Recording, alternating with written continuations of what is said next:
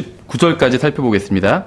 예, 오늘 우리가 살펴볼 본문 성경에서 가장 이제 논쟁적인 부분 중에 하나입니다. 왜냐하면 오늘 우리가 살펴볼 이 본문에 나오는 게 이제 예수님께서 자신을 먹고 마시는 것에 대해서 이야기를 하시거든요. 그러니까 예수님을 먹고 마셔야 영원한 생명을 받는다. 예수님께서 이제 이렇게 말씀하시고 이것 때문에 본문에 나오는 당시 2000년 전에 유대인들도 논쟁이 일어나게 됩니다. 지금까지도 많은 사람들이 이것 때문에 논쟁을 하고 있어요.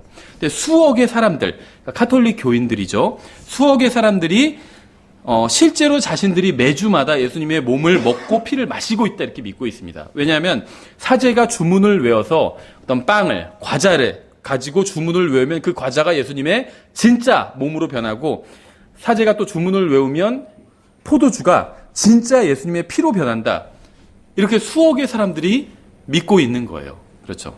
그러니까 우리는 이것이 정말 성경적인 그 진리와는 전혀 상관이 없는 황당한 이야기라고 생각하지만 카톨릭 교인들은 카톨릭 교회에서 그렇게 가르치기 때문에 이것이 사실이라고 믿습니다. 또 카톨릭 교회에서 그렇게 가르치는 이유는 요한복음 6장을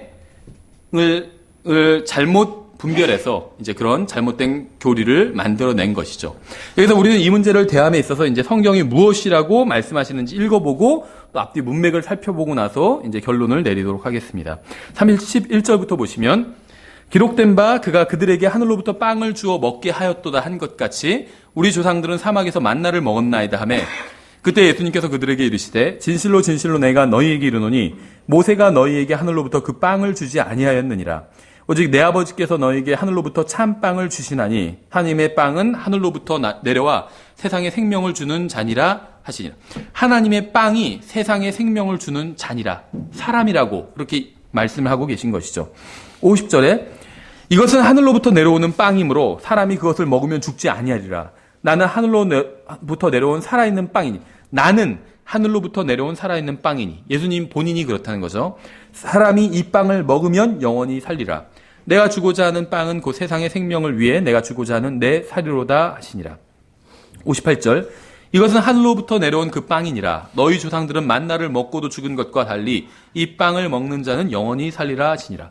여기서 지난번에도 말씀드린 것처럼 성경에선 만나라고 하는 것은 부정적인 표현이라고 말씀드렸죠. 하나님께서는 항상 긍정적으로 사용하실 땐 하늘로부터 내려온 빵 이런 식으로 표현하고 있어요. 하늘로부터 내려온 빵. 그런데 사람들은 이 하나님의 선물을 하늘로부터 내려온 빵을 부정적으로 얘기하면서 만나 이렇게 부른다고 말씀드렸죠. 만나라는 건 말 자체가 이게 뭐야 이게 무엇이냐 이런 뜻이죠. 예, 그래서 저희 아이가 계속 이게 뭐야 엄마가 밥 차려주면 항상 이게 뭐야 그래요. 좋은 의미가 아니에요. 그게 뭔지 알아요. 만마라는 걸 알아요. 밥이라는 걸. 그런데도 싫다 이거죠 그게. 그러니까 유대인들도 다분히 그런 의도로 만나라는 말을 쓴 것이고 성경도 만나라고 문맥에 나올 땐 부정적으로 표현하고 있고 하늘로부터 내려온 빵이라고 할 땐 이제 긍정적으로 표현하고 있습니다. 그래서 방금 저희가 읽은 본문을 보면 요한복음은 그 6장은 6번에 걸쳐서 하늘로부터 내려온 빵에 관해서 말씀하고 있지 어떤 교회 예식에 관해서 말씀하고 있는 것이 아니에요. 뭐 성찬식 하는 것. 우리는 이제 성찬식이란 말은 성경에 안 나오기 때문에 성경에 나오는 것대로 주의 만찬이라고 우리가 그렇게 부르는 것이죠. 근데 일반 교회에서는 성찬식이란 말을 쓰죠. 가톨릭 교회에서도 그렇고. 그런데 요한복음 6장에선 어떤 예식에 대한 말이 아니라는 거예요. 주의 만찬은 일종의 예식이죠. 성경에서 지정해준 두 가지 예식이 침례와 주의 만찬이잖아요.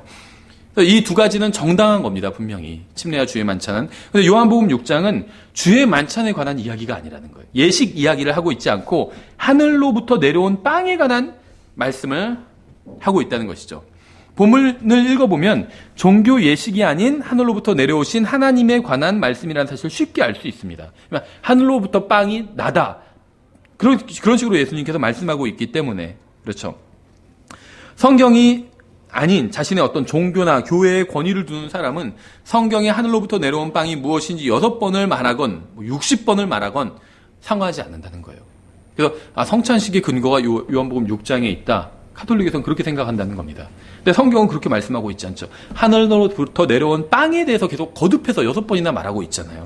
근데 성경을 믿지 않는 사람은 그런 거 상관 안 한다는 거예요. 뭐 성경이 어떻게 돼 있건 간에 우리 교회가, 우리 목사님이 아니면 우리 신부님이 그렇게 얘기했는데 그렇게 자기의 신부가, 사제가 얘기하면 그게 또 종교 지도자가 얘기하면 그게 진리라고 생각한다는 거죠.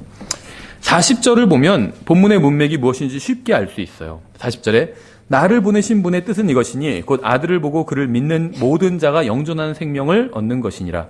마지막 날에 내가 그를 일으키리라 하시니라. 본문의 문맥은 예수님을 믿고 영원한 생명을 받는 것. 이게 본문의 문맥이에요. 47절에도 진실로 진실로 내가 너희에게 이르노니 나를 믿는 자에게는 영존하는 생명이 있느니라. 그러니까 이 문맥은 지금 예식을 하고 성찬식을 하고 그 빵을 먹고 그런 문맥이 아니라 예수님을 믿고 구원받는 영원한 생명을 받는 이게 본문의 문맥이라는 거죠. 50절도 마찬가지예요. 이것은 하늘로부터 내려오는 빵이므로 사람이 그것을 먹으면 죽지 아니하리라. 나는 하늘로부터 내려온 살아있는 빵이니 사람이 이 빵을 먹으면 영원히 살리라. 내가 주고자 하는 빵은 곧 세상의 생명을 위해 내가 주고자 하는 내 살이로다 하시니라. 54절 마찬가지죠. 누구든지 내 살을 먹고 내 피를 마시는 자에게는 영원한 생명이 있나니 마지막 날에 내가 그를 일으키리라. 58절 이것은 하늘로부터 내려온 그 빵이니라. 너희 조상들이 만나를 먹고도 죽은 것과 달리 이 빵을 먹는 자는 영원히 살리라 하시니라. 본문은 6번에 걸쳐서 하늘에서 내려온 빵을 먹으면 영원히 살게 된다고 말씀합니다. 한 번 이 빵을 먹으면 매주일 빵을 먹을 필요가 없다는 거예요. 가톨릭교에서 매주 하잖아요. 그렇게 할 필요가 없다는 거예요. 하늘에서 내려준 빵이 무엇이든 간에 그것을 먹는 순간 영원한 생명을 얻은 것이기 때문에 다음 주일에 다시 그렇게 먹을 필요가 없다는 거예요. 한 번 먹으면 된 겁니다. 만약 여러분이 가톨릭 교회에 다니고 있는 사람을 알고 있다면 사제가 나눠주는 것이 정말 예수 그리스도의 몸으로 변했는지 변하는 건지 한번 물어보세요. 사제가 나눠주는 그 빵이 정말 예수 그리스도의 몸으로 변하는지. 그러면 그렇다고 얘기할 겁니다. 그렇죠. 가톨릭 교회는 그렇게 믿으니까. 그러면은 그 빵을 받아 먹었으면 영원한 생명을 가지고 있는지 물어보세요. 여기서 보면 이게 만약에 성찬식의 근거가 요한복음 6장이라면 그렇게 물어볼 수 있는 거죠. 사제가 나눠주는 게 정말 예수 그리스도의 몸이냐? 그렇다고 할 거예요. 그럼 그걸 먹으면 영원한 생명을 가지고 있는지. 여기서는 먹으면 영원한 생명을 얻는다고 말씀하고 있잖아요. 그럼 뭐라고 대답하는지 아세요? 죽기 전까지는 알 수 없다고 이렇게 대답해요. 가톨릭 사람들이. 사제가 무엇을 주었고 그것이 무엇으로 변했고 무엇을 먹었던 간에 그것을 먹고도 영원한 생명을 가지고 있지 않다면 그것은 요한복음 6장에서 말씀하시는 것이 아니라는 거예요. 그렇죠. 사제가 준 게 뭐든 간에 그렇죠. 그걸 먹었는데도 영원한 생명이 없어요. 그럼 요한복음 6장과는 전혀 관계가 없는 거예요. 요한복음 6장에선 지금 이게 뭔지는 모르지만 어쨌든 간에 이 하늘로부터 내려온 빵을 먹으면 영원한 생명을, 영존한 생명을 얻는 거라고 말씀하고 있잖아요. 그렇죠. 성경은 요한복음 6장에서 말씀하신 것을 먹으면 그 순간부터 영원한 생명을 가지고 있다고 분명하게 말씀하고 있습니다. 따라서 이미 먹은 사람은 매주 반복해서 먹을 필요도 없고 두 번 다시 먹을 필요도 없다는 거예요. 요한복음 6장에서 말씀하신 것이 무엇이든 간에 그것을 먹었다면 영원한 생명을 이미 가지고 있기 때문에. 38절에 보시면 이렇게 되어 있죠. 나는 내 뜻을 행하려고 하늘로부터 내려오지 아니하고 나를 보내신 분의 뜻을 행하려고 내려왔느니라. 하늘로부터 내려온 영원한 생명을 주는 것은 무엇인가요? 바로 38절에 의하면 하늘로부터 내려온 것은 예수님이란 걸 알 수 있죠. 그래서 하늘로부터 내려온 빵이다 이런 얘기를 하고 계신데 그럼 그 하늘로부터 내려온 그게 뭐냐? 예수님이라는 거예요. 바로 그렇죠.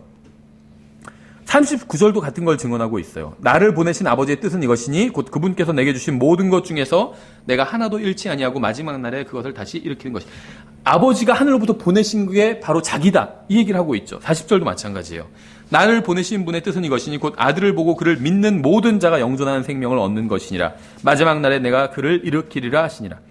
41절은 하늘에서 내려온 빵이 무엇인지에 관한 모든 논란에 이제 종지부를 찍습니다.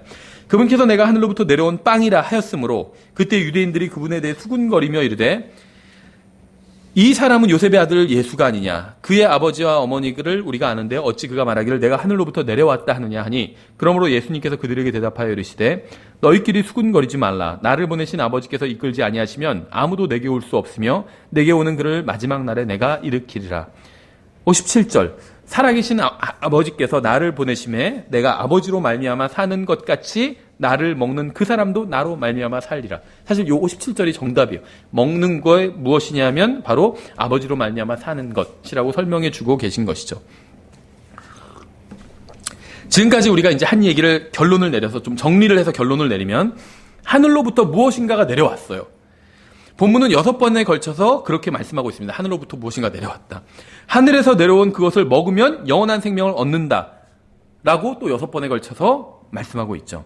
그리고 역시 7번에 걸쳐서 하늘에서 내려온 것은 다름 아닌 예수님이라고 말씀하고 있어요. 그러니까 하늘에서 무엇인가가 내려왔다 6번 얘기하고 있고, 그것을 먹으면 영원한 생명을 얻는다 6번 얘기하고 있고, 근데 그 하늘에서 내려온 것이 바로 다름 아닌 예수님이다. 이렇게 7번에 걸쳐서 얘기하고, 그러니까 이 짧은 본문 안에 막 반복해서 똑같은 얘기를 계속해서 하고 있는 거죠.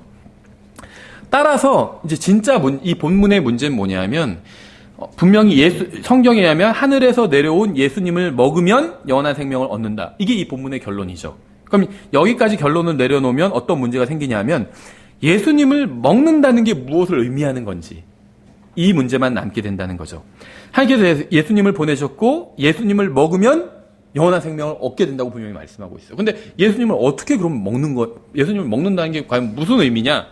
이게 이제 진정한 이 본문의 문제라는 겁니다. 그래서 먹는다는 것이 무엇을 의미하는지 살펴보기 전에 먼저 무엇을 의미하지 않는지부터 한번 살펴보면, 그 신명기와 사도행전은 모두 인간의 어떤 육신을 먹고 피를 마시는 것을 엄격하게 금지하고 있어요. 절대 피를 마시면 안 된다. 이렇게 신약과 구약 모두 다 피를 마시지 말라고 금지하고 있습니다.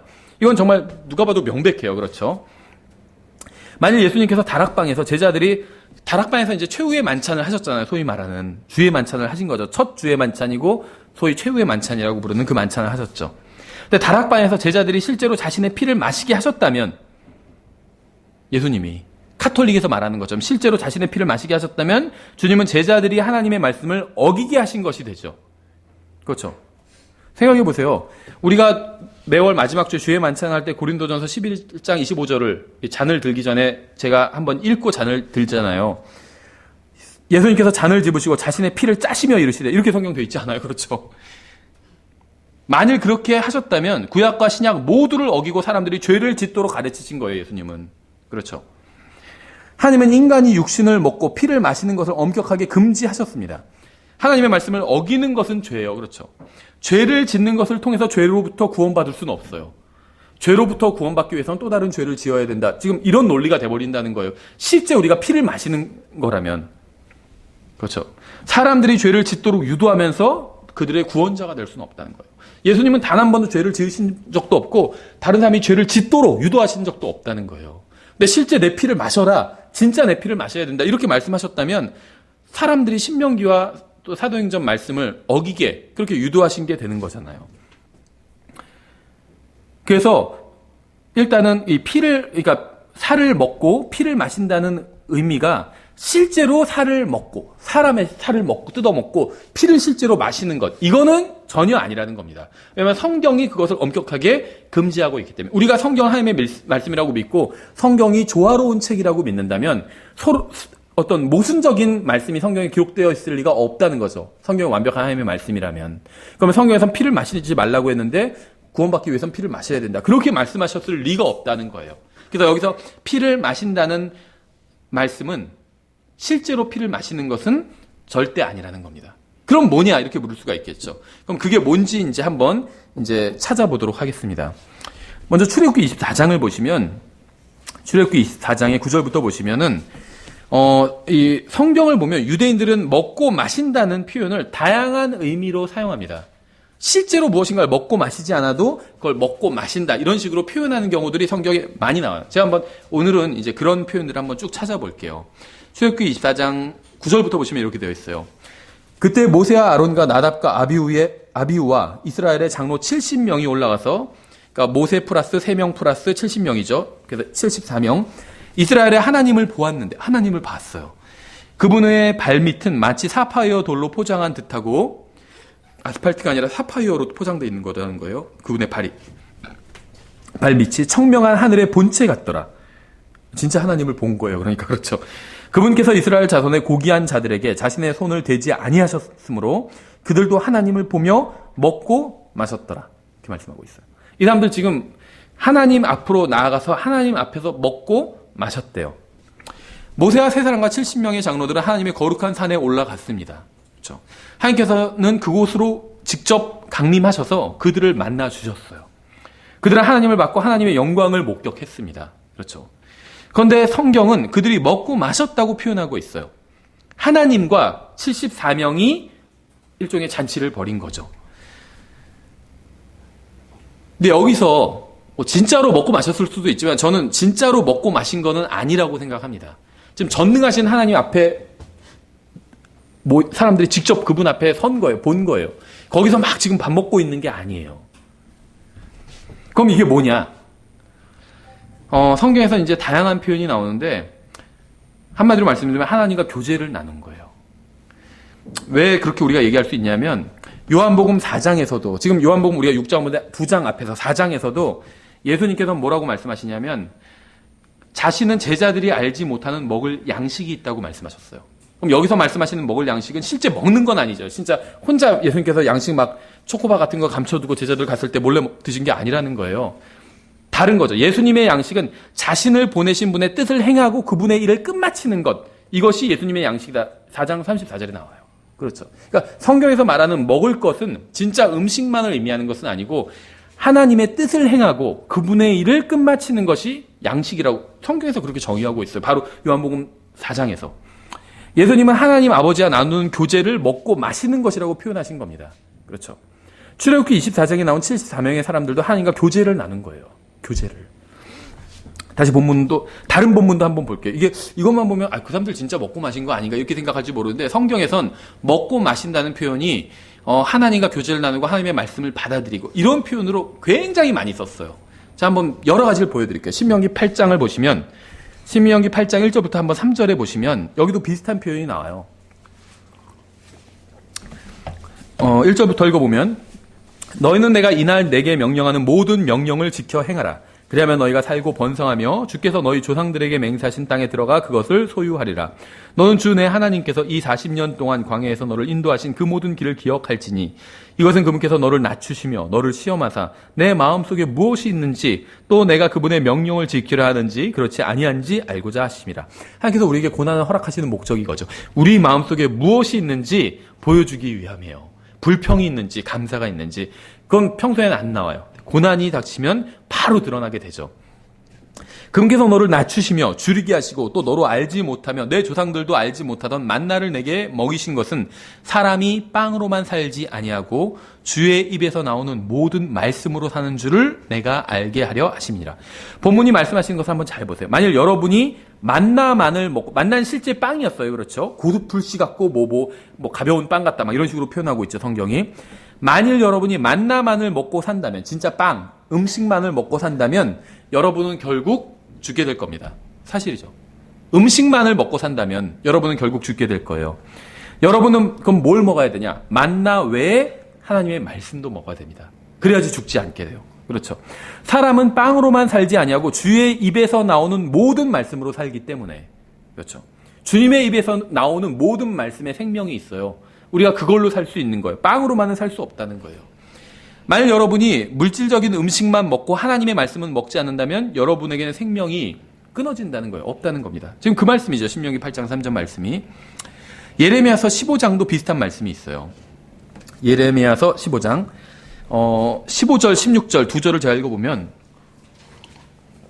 예레미야서 15장 15절 16절 오 주여 주께서 아시오니 나를 기억하고 돌아보사 나를 핍박하는 자들에게 복수하시며 주께서 오래 참으시는 가운데 나를 버리지 마옵소서. 주를 위하여 내가 책망당하는 줄 아시옵소서. 내가 주의 말씀들을 발견하고 그것들을 먹음에. 그러니까 성경에서 먹는다고 하면 항상 음식만을 먹는 게 절대 아니라는 겁니다.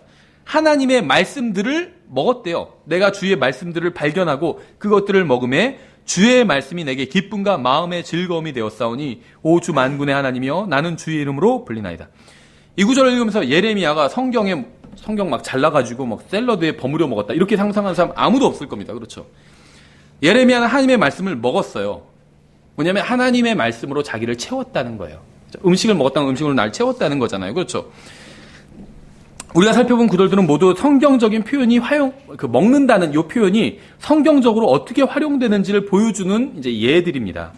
성경에 의하면 성경에서 먹는다라고 할 때 그건 항상 물질적인 어떤 실제 음식, 짜장면 뭐 이런 걸 의미하는 게 아니라는 거예요. 그렇죠?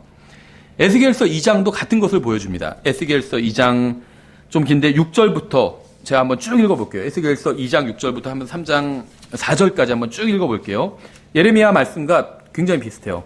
사람의 아들아, 하나님께서 지금 에스겔에게 하신 말씀이죠. 사람의 아들아, 2장 6절. 비록 찔레와 가시가 너와 함께하며 내가 전갈들 가운데 거할지라도 너는 그들을 두려워하지 말고 그들의 말을 두려워하지 말지어다. 그들이 비록 반역하는 집이라 할지라도 그들의 말을 두려워하지 말며 그들의 모습에 놀라지 말지어다.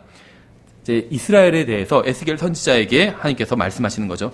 그들은 심히 반역하는 자들이니 그런즉 그들이 듣고자 하든지 아니하든지 너는 내 말들을 그들에게 말할지니라. 이게 우리가 복음을 전하고 거리 설교를 할 때 하나의 원칙 중에 하죠. 듣든지 듣지 않든지 그냥 전하는 거예요. 거리 설교는.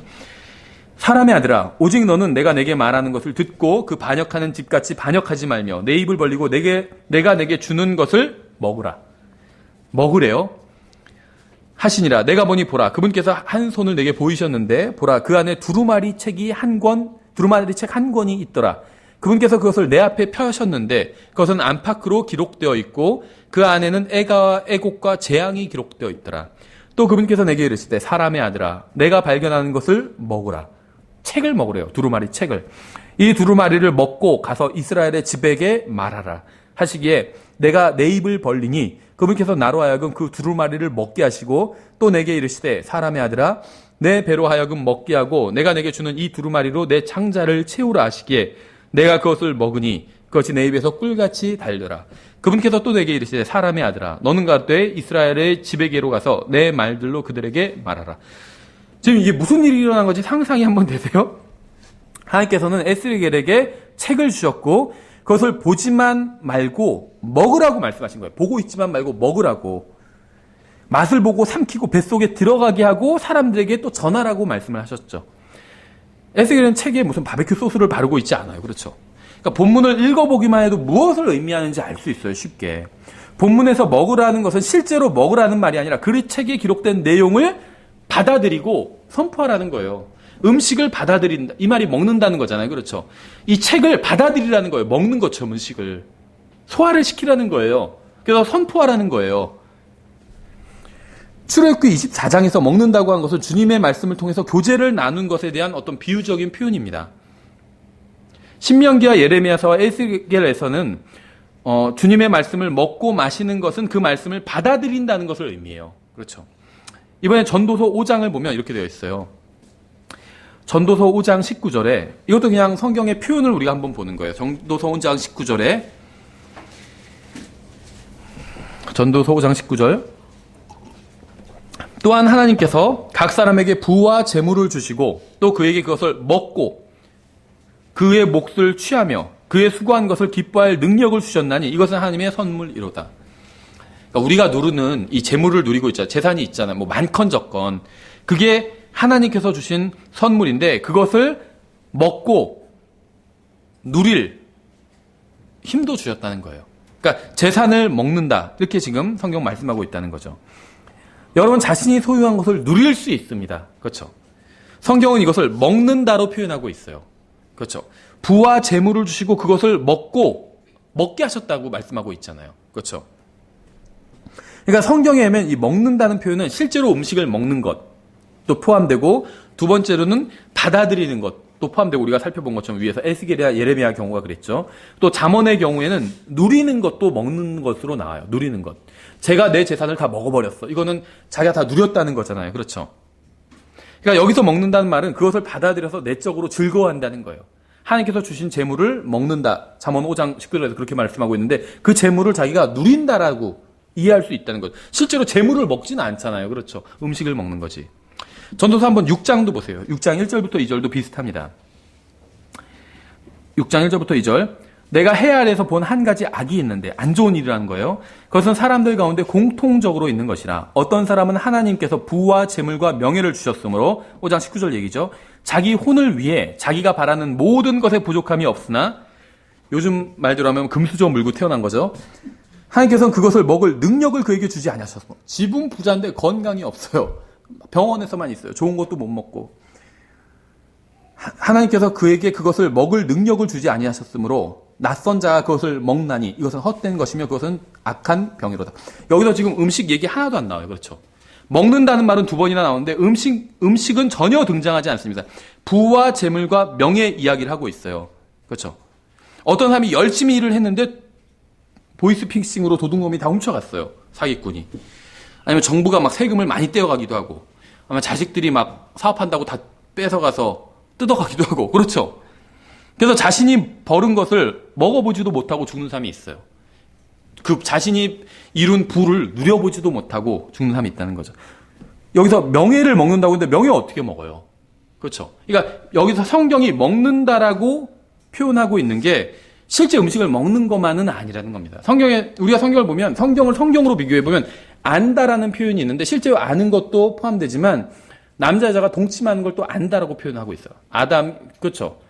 누가 누구를 알매 자식을 낳으니라 이렇게 표현하고 있거든요. 마찬가지예요. 그래서 먹는다라고 하는데 부와 재물과 명예를 먹는데요. 음식을 먹는 음식 얘기 하나도 안 나오죠.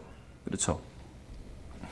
그래서 여기서 먹는다는 말의 의미는 받아들이고 누린다는 겁니다. 부와 재물과 명예를 받아들이고 누린다는 거예요. 그렇죠. 부와 재물을 부모로부터 받아들이고 명예를 자기가 누린다는 거. 이걸 성경에선 먹는다 이렇게 표현하고 있다는 거죠. 그렇죠. 그냥 제가 지금 먹는다는 말을 막 사적으로 해석하는 게 아니라 성경 비교해서 보여드린 거죠. 성경에서 사용된 용례를. 따라서 요한복음 6장에서 예수님의 피를 마시라고 한 말의 의미는 실제로 그분을 잡아다가 상처를 입히고 흐르는 피를 무슨 곰 쓸개 빼먹듯이 그렇게 마시라는 의미가 전혀 아니라는 겁니다. 예수님은 어떤 흡혈귀 일가를 지금 창립하고 계신 게 아니에요. 그렇죠. 피 다 빨아먹고 다녀라 이런 얘기 하신 게 아니라는 거죠. 다윗이 그의 원수들을 삼켰다. 성경에 이런 표현도 나와요. 그럼 다윗이 원수들을 잡아다가 막 각을 떠서 요리했다는 말이 아닌 거죠. 이런 경우에 먹었다거나 삼켰다는 말은 무엇인가를 받아들여서 자신의 소유로 삼았다는 거예요. 그렇죠. 음식을 입으로 집어넣는 것처럼 무엇인가를 마음으로 받아들인다는 것. 이걸 성경에서 그냥 먹는다, 삼킨다 이런 식으로 표현하고 있다는 거죠. 잠깐 마태복음 한번 26장을 보시면 마태복음 26장을 보시면 여기 문맥이 어떤 문맥이냐면 어떤 여자가 와서 예수님께 향유를 붓고 유다가 그것을 가지고 불평하는 그러한 장면입니다. 이런 불평은 요즘도 있죠. 우리가 막 예를 들면 비용을 들여서 전도지를 찍고 전도책자 만들면 어떤 사람 그런 얘기 하죠. 왜 그런 걸 그렇게 만드냐. 저기 노숙자들이나 차라리 돕지. 그렇게 불평하는 거나 똑같죠 지금. 주님의 원수들은 항상 사람들이 주님을 위해서 돈을 쓰는 걸 극도로 싫어해요. 그렇죠. 그래서 주님을 위해서 돈을 쓰는 걸 낭비한다고 그렇게 생각해요. 그래서 예수님을 위해서 이 향유가 저 정확히는 모르지만 어떤 분들 계산하는 걸 보면 지금 1년치 연봉이라고 그래요. 그러니까 이 향유, 그래서 성경에서 귀한 향유라고 이렇게 표현하고 있는데 이 향유를 예수님께 쏟아 붓는 걸 보고 막 화를 내잖아요. 왜 낭비했냐 유다가 막 그렇게 얘기하죠. 주님을 위해서 쓰는 돈 낭비다 이렇게 생각해요. 26장 10절에 예수님께서 그것을 아시고 그들에게 이르시되 너희가 어찌하여 그 여자를 괴롭게 하느냐. 그 여자는 내게 선한 일을 하였느니라.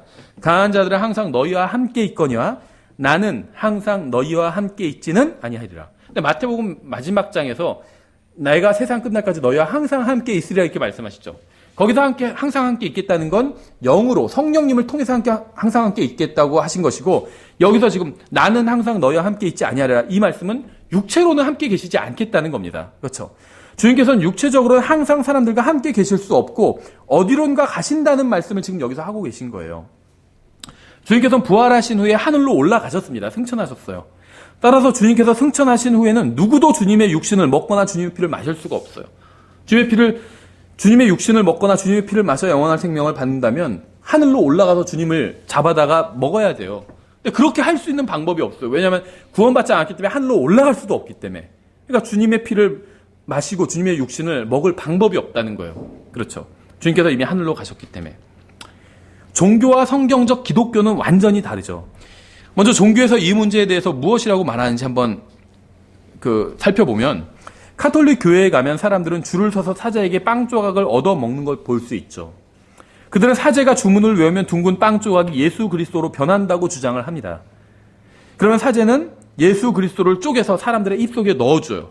그럼 사람들은 여전히 영원한 생명을 받지 또 못한다고 주장해요. 뭔가 이상한 주장을 하는 거죠. 성경과는 다른. 그들은 비록 영원한 생명을 받지는 못했지만 예수님을 먹었다고 주장합니다. 그렇죠. 사제가 예수님이라고 주장한 그 빵을 사람들 앞에 입에 넣어주잖아요. 그러니까 예수님을 먹긴 먹었는데 영원한 생명은 없다고 주장하는 거예요. 말이 안 되는 거죠. 예수님이 제 안에 계시면 제 안에는 영원한 생명이 있는 거예요. 예수님이 영원한 생명이기 때문에. 그렇죠. 마찬가지로 사제가 주문을 외우면 포도주가 예수님의 피로 변한다고 주장합니다. 하지만 그것을 마셔도 영원한 생명을 얻지는 못하고 칠성사를 해야 되고 뭐를 해야 되고 이렇게 주장하죠. 하지만 예수님을 마신 건 틀림없다고 그래요. 뭔가 말이 안 되죠. 평범한 포도주인데 사제가 주문을 외우면 그 포도주가 예수님의 피로 변하고 그 포도주를 마시면 예수님의 피를 마신 거래요. 하지만 예수님의 피를 마셨지만 영원한 생명은 없대요. 요한복음 6장이랑은 완전히 다른 주장을 하고 있는 거잖아요. 그렇죠? 그래서 또 만일 그들의 주장이 사실이라면 오직 사제만이 빵과 포도주로 예수님의 육신과 피를 만들 수 있다는 거죠. 그렇죠? 카톨릭의 주장이 사실이면 사제만이 주문을 외울 수 있으니까 빵과 포도주로 예수님의 육신과 피를 만들 수 있고 여러분은 사제들의 통제하에 들어가게 되는 겁니다. 사제가 없으면 예수님의 육신이나 피도 없는 것이기 때문에 이것이 바로 요람에서부터 무덤까지 인간을 지배하려고 하는 거짓 종교의 모습이에요. 저는 지금 누군가를 비판하려고 하는 것이 아니라 정말 히틀러와 스탈린을 합친 것보다 훨씬 더 많은 사람들을 살해한 거짓 종교에 대해서 이야기를 하는 것입니다. 저는 카톨릭 교회에 속한 불쌍한 혼들에 대해서 이야기를 하는 것이에요. 그 불쌍한 혼들에 대한 이야기를 하고 있는 것이 아니라 그들의 혼을 붙잡고 있는 어둠의 세력에 관해서 이야기를 하고 있는 거예요. 다시 요한복음 6장으로 돌아가서 48절을 보겠습니다. 요한복음 6장 48절부터 보시면 이렇게 되어 있어요. 내가 곧 그 생명의 빵이로다. 생명의 빵이 뭔지 예수님 분명히 말씀하시죠. 너희 조상들은 광야에서 만나를 먹었어도 죽었거니와 이것은 하늘로부터 내려오는 빵이므로 사람이 그것을 먹으며 죽지 아니하리라. 나는 하늘로부터 내려온 살아있는 빵이니 사람이 이 빵을 먹으면 영원히 살리라. 내가 주고자 하는 빵은 곧 세상의 생명을 위해 내가 주고자 하는 내 살이로다 하시니라. 이러므로 유대인들이 자기들끼리 다투며 이르되 이 사람이 어찌 능히 자기 살을 우리에게 주어 먹게 하겠느냐 하매. 아마 요한복음 강의를 계속 들으신 분은 여기서 어떤 한 패턴이 생각나실 거예요. 그렇죠? 요한복음 매 장마다 나오는 패턴이에요. 예수님께서 영적인 것에 관해 말씀하시면 사람들은 물질적이고 육신적인 것으로 생각했습니다. 이 성전을 헐라니까 이 성전을 몇십 년 동안 지었는데 어떻게 3일 만에 져? 지금 그 얘기를 예수님은 그 성전이 아니라 자기의 몸을 영적인 것에 관해서 말씀하고 계신데 그렇죠. 누룩을 조심하라 하니까 바리새인들의 누룩을 조심하라고 했는데 진짜 누룩 그거 막 생각하고 있는 거잖아요. 여기서도 그 패턴이 바뀌지 않아요. 또 동일하게 등장합니다. 사람들은 예수님이 육신적이고 물질적인 것에 관해 말씀하신다고 생각했지만 사실 전혀 다르죠. 예수님은 영적인 것에 관해서 말씀하고 있는데 사람들은 물질적인 것, 예수님의 몸, 육신 이거에 대한 말씀이라고 생각한다는 거죠. 53절에 이에 예수님께서 그들에게 이르시되 진실로 진실로 내가 너희에게 이르노니 너희가 사람의 아들의 살을 먹지 아니하고 그의 피를 마시지 아니하면 너희 속에 생명이 없느니라. 누구든지 내 살을 먹고 내 피를 마시는 자에게는 영원한 생명이 있나니 마지막 날에 내가 그를 일으키리라. 내 살은 참으로 양식이요 내 피는 참으로 음료이니 내 살을 먹고 내 피를 마시는 자는 내 안에 거하고 나도 그 안에 거하느니라. 살아계신 아버지께서 나를 보내심에 내가 아버지로 말미암아 사는 것 같이 나를 먹는 그 사람도 나로 말미암아 살리라. 이것은 하늘로부터 내려온 그 빵이니라. 너희 조상들이 만나를 먹고도 죽은 것과 달리 이 빵을 먹는 자는 영원히 살리라 하시니라. 아버지 하나님은 하늘에 계시죠. 그 지금 이 말씀을 하시는 때는 이제 2000년 전 예수님께서 지상사역 하실 때잖아요. 그 당시에 아버지 하나님은 하늘에 계시고 아들 하나님은 세상에 계십니다. 지상에 계시죠. 아버지 하나님은 성령 하나님을 통해서 아들 하나님 안에 거하시고 계시죠. 하나로. 아들 하나님은 인간의 육신을 입고 이 세상에 오셨지만 아버지 하나님과 하나로 연합되어 있습니다. 그렇죠. 그래서 삼위일체잖아요. 아버지 하나님은 셋째 하늘에 계시고 아들 하나님은 이 지상에 계셨지만 삼위일체 안에서 하나로 연합되어 있다는 거예요. 그렇죠. 예수님께서 하신 말씀의 의미는 자신의 몸을 먹고 피를 마시는 것은 자신이 아버지로 말미암아 사는 것과 같다는 거예요. 연합, 완벽한 연합을 이루고 있잖아요. 아버지와 아들은. 그것처럼 자신을 먹고 마시는 게 그런 완벽한 연합이라는 거예요. 그렇죠. 그래서 우리는 지금 예수님을 먹고 마셨잖아요. 그래서 우리는 예수님과 완벽한 연합. 아버지 하나님과 아들 하나님이 연합한 것처럼 우리는 예수님과 완벽히 연합해 있는 거예요. 그분의 몸이잖아요, 우리는. 그렇죠. 아버지 하나님과 아들 하나님과 성령 하나님은 하나죠. 이 세 분은 하나이시니라. 이렇게 성경 말씀하고 있죠. 근데 우리는 아들 하나님의 몸이에요. 몸. 우리도 하나예요, 같이. 구원을 잃어버릴 수가 없죠. 그죠?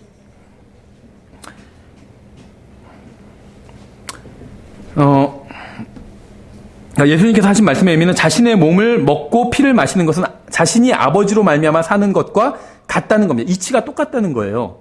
아버지 하나님과 아들 하나님이 하나로 연합되어 있지만 이건 실제로 누구의 피를 마시거나 살을 뜯어먹었기 때문은 아니죠.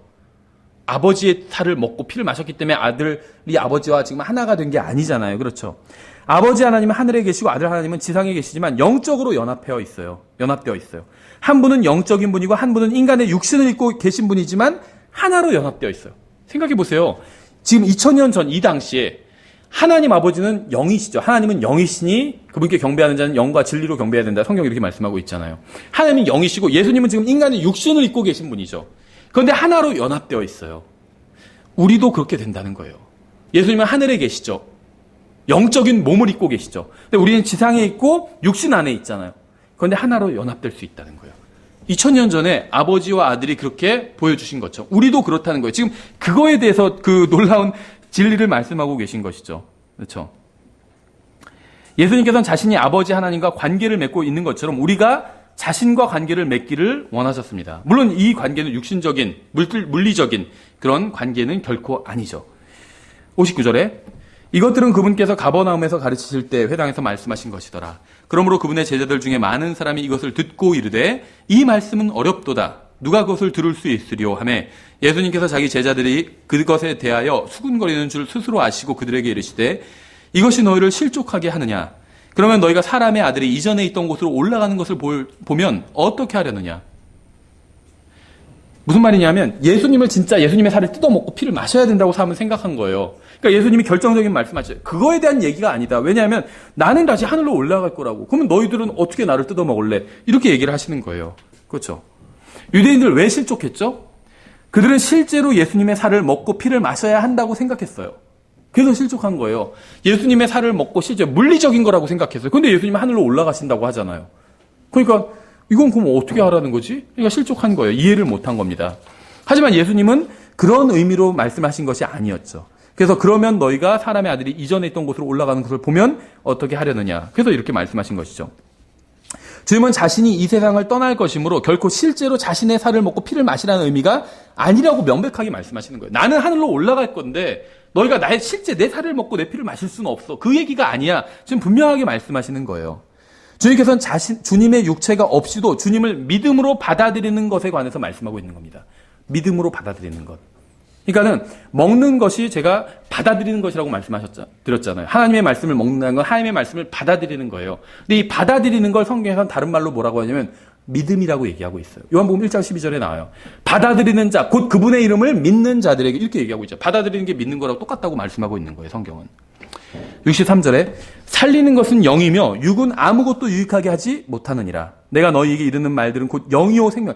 육은 소용없다고 직접적으로 이제 말씀하셔요. 내 진짜 살을 먹어봐야 그건 아무 소용이 없다는 거예요.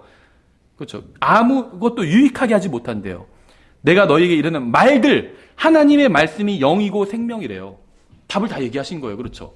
그러니까 유대인들이 하나님의 말씀, 에스겔서, 예레미야서를 믿었다면 예수님의 말씀도 믿을 수 있었어요. 유대인들이 왜 예수님 믿지 않은지 아세요? 구약 성경 믿지 않았기 때문이에요. 그래서 예수님께서 너희가 모세가 기록한 것을 믿었다면 나를 믿었을 거라고 말씀하고 있잖아요. 이 세상 사람들 왜 예수님 믿지 않는지 아세요? 모세가 기록한 것, 하나님의 창조 믿지 않기 때문이에요. 하나님도 믿지 않기 때문에 하나님의 아들이신 예수 그리스도도 믿지 않는 거죠. 이 문맥은 다 지금 신명기 8장, 예레미야서 15장, 에스겔 2장 다 하나님의 말씀을 먹는 것에 관한 문맥입니다. 하나님의 말씀을 먹는 것. 예수님께서 승천하시고 나면 아예 그분의 육체가 세상에 없는데 어떻게 실제로 그분의 살을 먹고 그분의 피를 마실 수 있겠어요? 주님께서 자신의 살을 먹고 피를 마시라고 한 것은 그분의 말씀, 즉 하나님의 말씀에 관한 것이었습니다. 자신의 살을 먹고 피를 마시라. 이 말은 하나님의 말씀에 관한 것이었어요. 그게 바로 63절에 나오잖아요. 육은 아무것도 유익하게 하지 못한대요. 살리는 것은 영이기 때문에. 근데 그 영이 뭐냐? 내 말들인 영이요. 내가 너희에게 이르는 말. 예수님 하나님이죠. 하나님의 말씀이 영이요 생명이라. 정답을 다 공개하신 거예요. 그렇죠. 주님께서 자신의 살을 먹고 피를 마시라고 한 것은 하나님의 말씀을 먹으라고, 받아들이라고, 믿으라고 그런 의미로 하신 말씀이었던 거죠. 그 말씀이 곧 영이요 생명이기 때문에 사람은 그 말씀을 통해 살 수 있고 영원한 생명을 얻을 수 있기 때문에 따라서 영원한 생명을 얻기 원한다면 예수님의 말씀을 믿음으로 받아들여야 한다는 겁니다. 예수님께서는 구약성경에서 말씀하시는 것과 정확히 같은 말씀을 하신 거예요. 주님께서 이렇게 말씀하신 겁니다. 나는 메시아고 세상의 구원자다. 나는 하나님의 아들이고 어린 양이다. 나는 너의 죄를 대속하기 위해서 너를 대신해서 죽을 것이다. 나는 3일 만에 부활할 것이고 아버지 하나님께로 돌아갈 것이다. 넌 이것을 먹겠느냐? 내 말을 너희 마음에 받아들이겠느냐? 만일 너희가 받아들인다면, 내 말을 믿는다면 너는 영원한 생명을 얻게 될 것이다. 이 얘기를 하신 거예요, 사실은. 64절에 그러나 너희 중에 믿지 않는 자들이 더러 있느니라.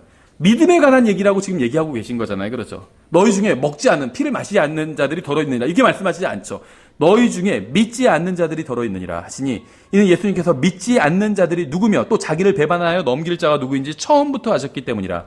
또 그분께서 이르시되, 그러므로 내가 너희에게 이르기를 내 아버지께서 오게 하지 아니하시면 아무도 내게 올 수 없도다 하였노라 하시니라. 그때부터 그분의 제자들 중에 많은 사람이 돌아가고 다시는 그분과 함께 다니지 아니하더라. 제자들 중에는 예수님의 말씀을 이해하지 못하고 그분을 떠난 사람들도 있었죠. 에베소서 2장 8절 이렇게 말씀하고 있죠. 너희가 믿음을 통해 은혜로 구원을 받았나니 그것은 너희 자신에게서 난 것이 아니요 하나님의 선물이니라. 행위에서 난 것이 아니니 이것은 아무도 자랑하지 못하게 하려 함이라. 만일 이 말씀이 사실이라면 가톨릭 교회의 미사는 거짓이 되는 거죠. 그렇죠? 이제 믿음은 바라는 것들의 실체요 보이지 않는 것들의 증거니 이렇게 말씀하고 있죠. 이 말씀이 사실이라면 주문을 위해서 빵과 포도주를 예수님의 몸과 피로 만든다는 주장은 거짓말이 되는 거죠. 보이지 않는 것이라고 했는데 보이잖아요. 그렇죠? 우리가 믿는 건 다 보이지 않는 거예요. 예수님, 그렇죠? 보이지 않잖아요. 하늘나라 다 보이지 않아요. 근데 카톨릭에서 말하는 건 빵과 포도주는 보이잖아요. 그럼 믿음과 관련이 없다는 겁니다. 그것은. 우리가 믿는 하나님은 눈에 보이지 않고 볼 수도 없는 분이시고 우리를 더러운 죄에서 깨끗하게 씻어주는 피도 눈에 보이지 않는 것이고 볼 수도 없는 거예요. 그렇죠? 하나님 눈에 보이지 않아요. 예수 그리스도의 피 눈에 보이지 않지만 지금도 우리를 씻어주고 있습니다. 우리가 죄를 지을 때마다 우리를 다시 씻어주신다는 거예요. 또 우리를 예수님 안으로 넣어주시고 그분과 하나로 묶어주시는 성령님도 눈에 보이지 않습니다. 그렇죠? 우리가 예수님을 믿는 순간 경험한 새로운 출생도 눈에 보이지 않아요. 진짜 우리가 믿는 건 다 눈에 보이지 않습니다. 로마서 10장 17절 이렇게 말씀하고 있어요. 그런즉 이와 같이 믿음은 들음에 의해 오며 들음은 하나님의 말씀에 의해 오느니라. 예수님께서 요구하신 것이 바로 이것입니다. 하나님의 말씀을 믿음으로 받아들이라는 거예요. 그렇죠. 믿음은 들음에 의해서 오면 들음에 하나님의 말씀에 의해서 온다. 하나님의 말씀을 믿음으로 받아들이라는 거예요. 왜 제자들 중에 일부가 주님을 떠났는지 아세요? 예수님을 믿지 않았기 때문에 떠난 거예요. 그렇죠. 예수님을 먹지 못해서 떠난 게 아니라 예수님을 믿지 않기 때문에 떠난 거예요. 그러니까 여기서 먹는다는 말은 믿는다는 말이란 거예요. 믿는다. 사람들은 촛불이나 성상이나 성수나 성병이나 성지순례 이런 건 믿지만 예수님과 하나님의 말씀은 믿지 않으려고 합니다. 예수님께서 나의 죄값을 치르기 위해서 십자가에 달리셔서 죽으셨다가 묻히시고 3일 만에 부활하셨다는 사실을 믿으면 되는데 이것은 믿지 않고 빵을 먹거나 포도주를 마시거나 우상을 숭배하거나 뭐 물을 뿌리거나 이런 걸 통해서 구원받겠다는 거, 이런 거를 믿겠다는 거예요. 그렇죠? 67절에 이에 예수님께서 열둘에게 이르시되 너희도 가려나 너희도 안 믿느냐는 거죠. 안 믿는 사람들이 다 갔잖아요. 하시니 그때 시몬 베드로가 그분께 대답하되 주여 영원한 생명의 말씀들이 주께 있사온데 우리가 누구에게로 가리까? 베드로가 왜 여기서 생명의 말씀들에 관해서 이야기하는지 아시겠어요? 잘 보세요. 예수님 자신의 몸과 살과 피에 대해서 말씀하셨잖아요. 주여 영원한 생명의 몸과 피가 주께 있사온데 이렇게 얘기하지 않았어요. 베드로는. 주여 영원한 생명의 말씀들이 주께 있사온데 우리가 누구에게로 가리까? 베드로는 예수님께서 하신 말씀을 정확히 이해했습니다. 그래서 이게 살과 피에 대한 말씀이 아니라 얘기가 아니라 말씀, 생명의 말씀, 하나님의 말씀에 대한 이야기를 하고 계시구나. 이거를 이해했다는 거예요. 물론 하나님 아버지께서 깨닫게 해주신 거겠죠. 영원한 생명을 얻기 위해서 하나님의 말씀을 믿어야 됩니다. 하나님의 말씀을 믿어야 된다는 사실을 베드로도 알고 있었던 거예요. 그렇죠? 참 아이러니컬하지 않아요? 카톨릭 교회에서는 베드로가 첫째 교황이라고 주장해요. 첫째 교황은 이해했는데 나머지는 전부 다 이해하지 못하고 있는 거예요. 그렇죠? 베드로는 여기서 정확히 이해했잖아요. 살과 피 얘기를 했고 예수님께서 사실 살과 피는 하나님의 말씀, 생명의 말씀, 만나 사람이 빵으로만 사는 것이 아니라 하나님의 입에서 나오는 그 모든 말씀으로 사는 그 말씀이 바로 생명의 빵이다. 그걸 믿어야 된다. 믿음으로 받아들여야 너희가 영원한 생명을 얻는다. 이 말씀을 하신 거고 베드로는 정확히 이해했어요. 그래서 주님께 하나님의 말씀, 생명의 말씀이 있기 때문에 우리가 가지 않겠다는 거예요. 믿었다는 거예요, 자기가. 주님께 있다는 걸 다 믿었다는 거예요. 그렇죠?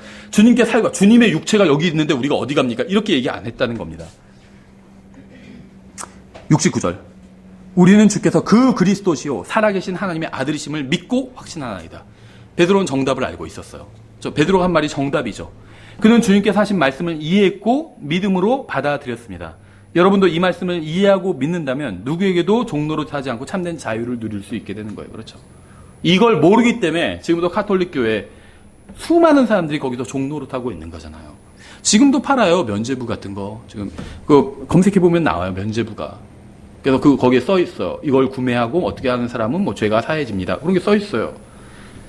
이 진리를 모르기 때문에 하나님의 말씀, 영원한 생명의 말씀, 예수 그리스도 안에 있는 그 영원한 생명의 말씀에 답이 있다는 걸 모르기 때문에 피를 마시고, 그럼 예수님의 피를 어떻게 마시지? 아, 사제가 주문을 외우면 그게 피로 바뀌면 되겠구나. 이런 식으로 지금도 어리석은 걸 믿고 있는 겁니다. 예. 저희가 주님께 찬양을 드리고 기도하고 마치도록 하겠습니다.